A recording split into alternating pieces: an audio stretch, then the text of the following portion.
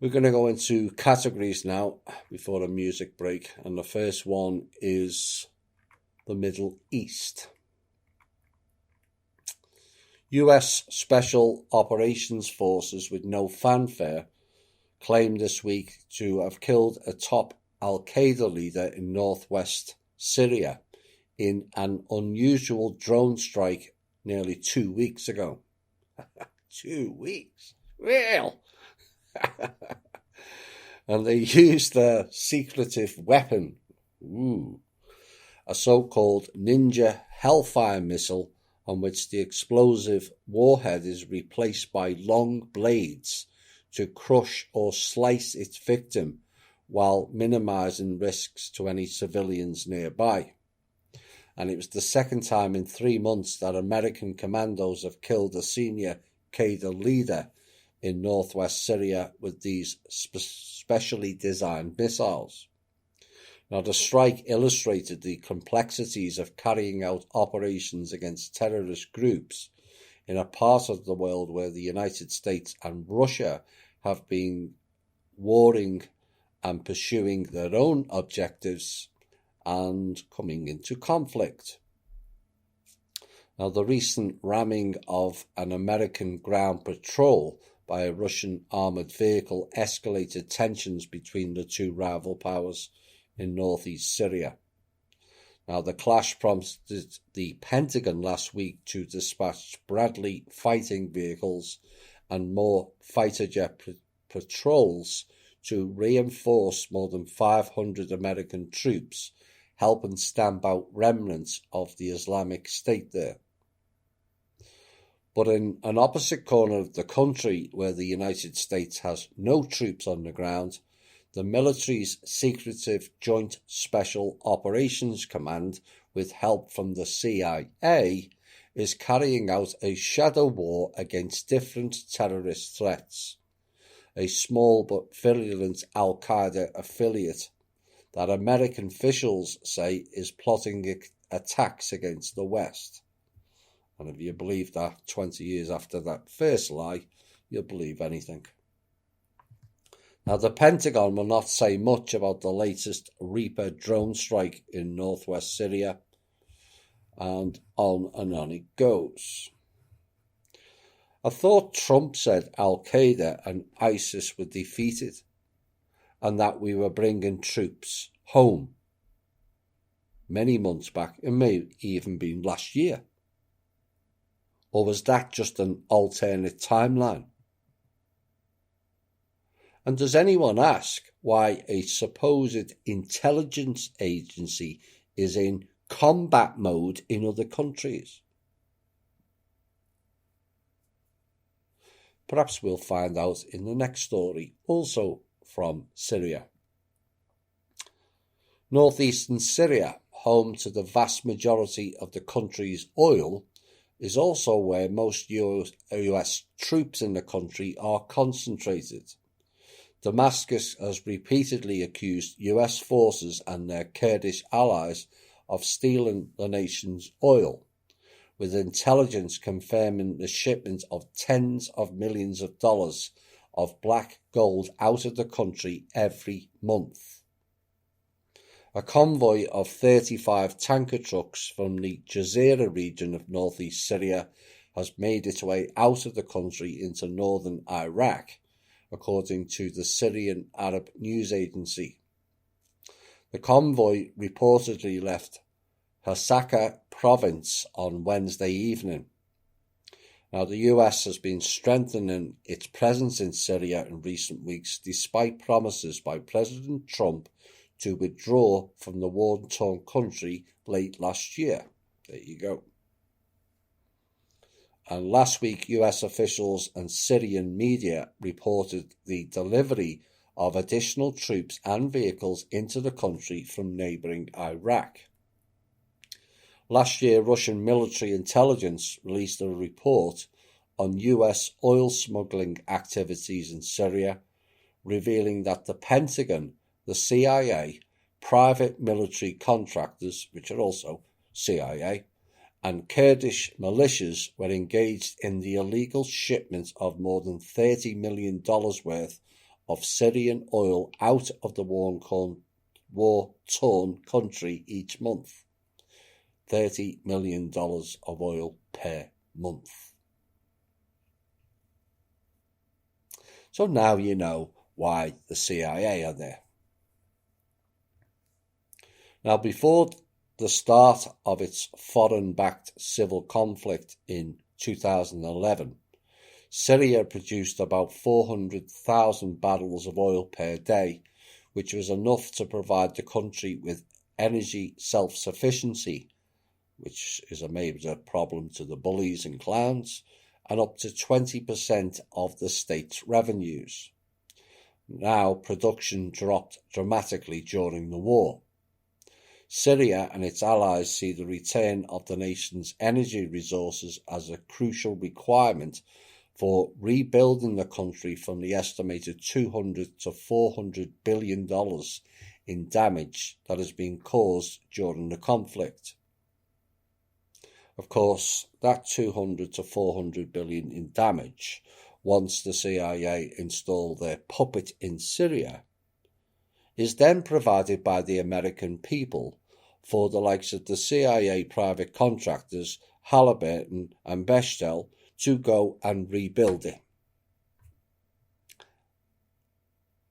That make any sense?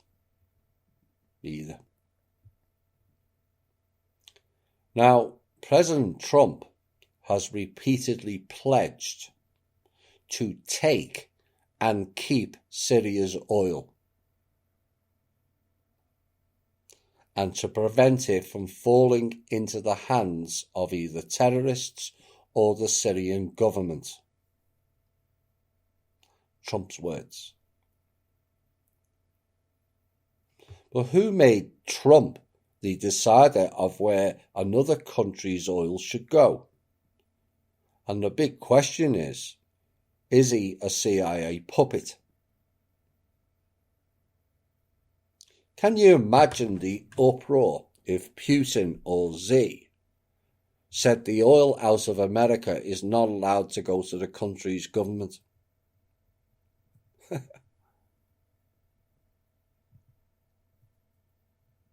We'd have World War III.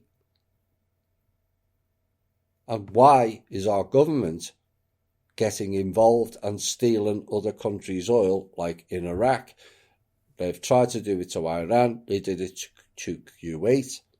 Now Syria.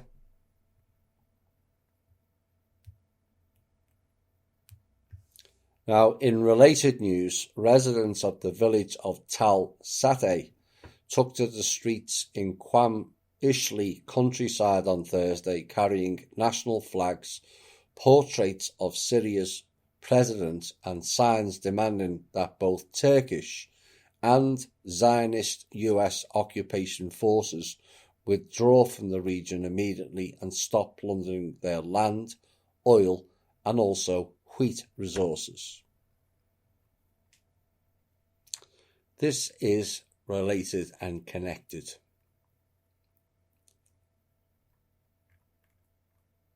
The newly formed US Space Force is deploying troops to a vast new frontier, now the Arabian Peninsula. The Space Force now has a squadron of 20 airmen stationed at Qatar's Al Udeid Air Base in its first foreign deployment. The force, pushed by Donald Trump, represents the sixth branch of the US military and the first new military service since the creation of the Air Force in 1947. Which just coincides with the Roswell and Aztec crashes, does it not? And it has provoked skepticism in Congress, satire on Netflix, and also its uncannily similar logo, Star Trek jokes about intergalactic battles.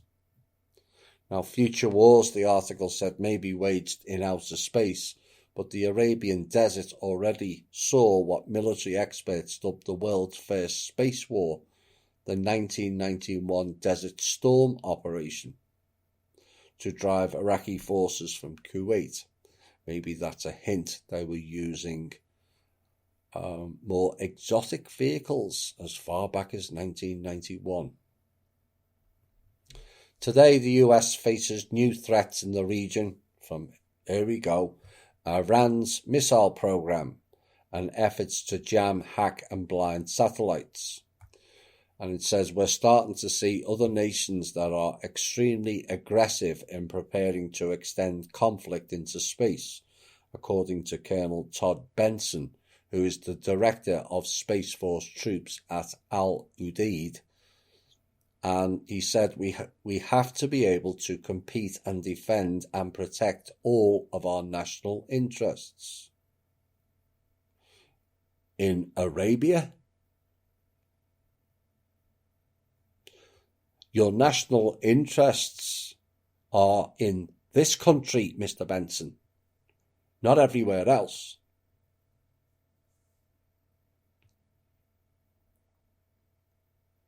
So, in a swearing-in ceremony earlier this month, the 20 Air Force troops, flanked by American flags, which are actually designed by Brits, sorry, just saying, and massive satellites entered Space Force. Soon, several more will join the unit of core space operators who will run satellites, track enemy maneuvers, and try to avert conflicts in space. Now, Benson declined to name the aggressive nations his airmen will monitor and potentially combat. Iran, but the decision to deploy Space Force personnel follows months of escalating tensions between the US and Iran. And it says hostilities between the two countries ignited by Trump's unilateral withdrawal of the US from Iran's nuclear accord. Perhaps he withdrew that because he already knows, well, he's been told, the trustee told him, that Israel sold nuclear weapons to Iran in the 1980s and 1990s. And no one wants to talk about it. And it all came to a head in January when US forces killed a top Iranian general. Iran responded by launching ballistic missiles at American soldiers in Iraq. And this spring, Iran's paramilitary Revolutionary Guard launched its first satellite into space, revealing what experts describe as a secret military space program. But apparently other countries are not allowed to do that. Only America, it seems. Does anyone else think that's wrong? What they're saying here is Iran is not allowed to defend itself. But when you're in Iran and you've seen US forces along with the intelligence agencies ransack Kuwait, Iraq, Lebanon, Syria, southern Turkey, and various other countries in the region, wouldn't you want to defend? And let's go the other side of Iran. Afghanistan.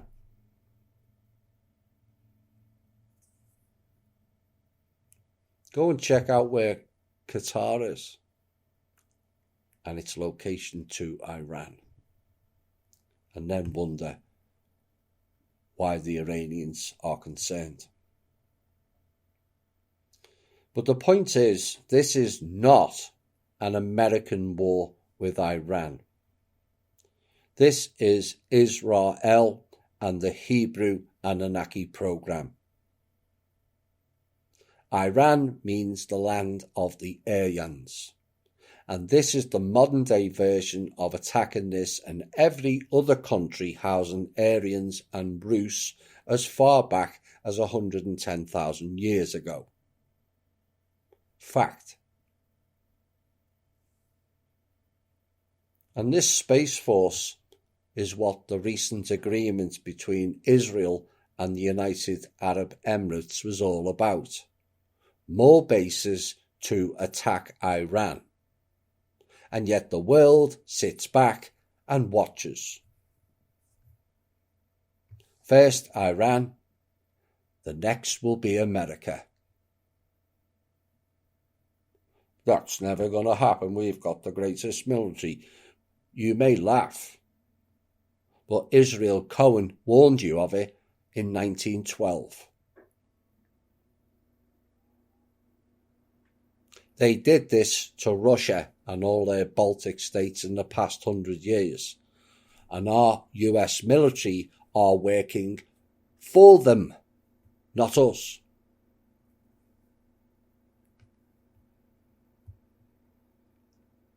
Speaking of Israel, Nutty is at it again, Nutty asshole, telling the world where their next missile launch is going to take place. And in a UN General Assembly meeting this week, he said the Lebanese group Hezbollah, which is also run by Mossad, just saying, has a secret arms depot in residential Beirut.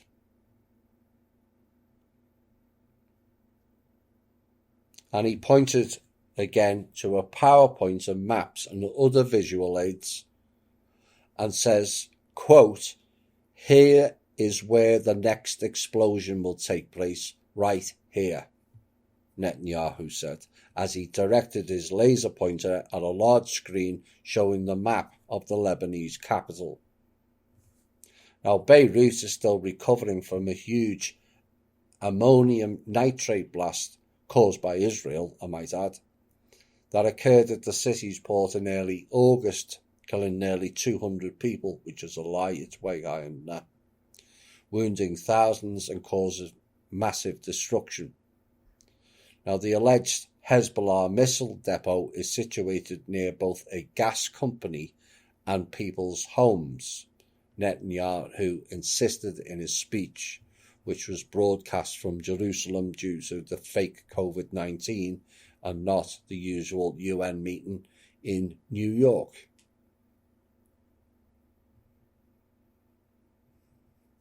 He pointed out the next attack. I told you they always tell us. But at which point does the rest of the world stop this shit? And when will America stop being Israel's bitch?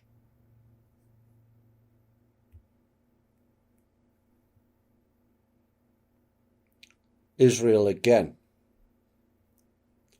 Now, this is a group of women who have been campaigning called Women of the Wall, who have asserted women's rights to pray at the Western Wall in Jerusalem and have struggled against personal violence and public oppression since 1988. Now, though the group is small in number, it has garnered considerable international support, especially for its lengthy struggle in Israel's Supreme Court of Justice, which just happens to be Anunnaki. Now, the latter has expressly recognised the Western Wall as a site of great symbolic significance for Jews in Israel and in the diaspora, not only as a holy place, but also as a historical, national and cultural symbol. The reality is, it's not an historic place for humans. Only the off-world who were stationed there in the past. It's nothing to do with us. And the report says on this historic stage, the struggle between enlightenment and fundamentalism and between patriarchy and feminism is being acted out. Its outcome is important not only for women of the wall themselves, but also for the future of human rights in Israel. WOW's manner of prayer is women's prayer in a group, wearing prayer shawls and reading aloud from the Torah scroll. A manner of prayer customary for men, but not for women, which is a subject of controversy amongst Orthodox Jewish authorities. It is considered by many Orthodox rabbis to infringe prohibitions of Jewish halakhic law, or, even if it does not, to constitute an impermissible deviation from the custom of the place at the Western Wall.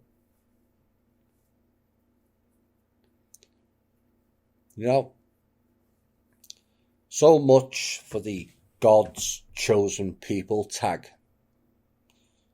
I guess their God was misogynist as well as anti-human. After dismissing 99% of the world as Goyim, where we are declared non-human and beasts.